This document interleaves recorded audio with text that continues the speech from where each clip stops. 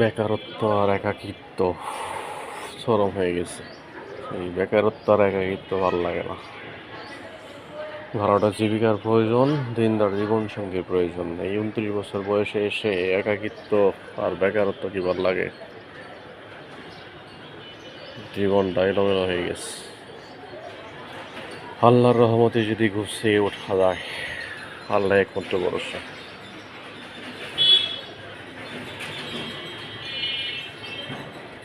জীবন যিনি দিয়েছেন তিনি হয়তো পরিকল্পনা করে রেখেছেন, ভালো কিছু হয়তো আসবে ইনশাআল্লাহ।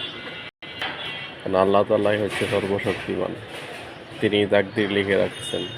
তো তাকদীরের লেখন এইভাবেই ছিল, ভবিষ্যতে হয়তো অন্যভাবে আছে। কষ্টের পরে স্বস্তি আছে, আল্লাহ তাআলা কোরআনের ওয়াদা। হয়তো এই কষ্ট, এই বেকারত্ব, একাকিত্বর পরে সুখ শান্তি আল্লাহ তাআলা দিবেন। অনার্স বেকার, জীবিকার খুবই প্রয়োজন। ভালো ভালো হাতছানিগুলো চলে গেল, হারামের ভয়ে অনেক সুযোগও মিস করে দেওয়া, যাতে হালালভাবে জীবনযাপন করা যায়, দুনিয়া ও আখিরাতে ভালো থাকা যায়।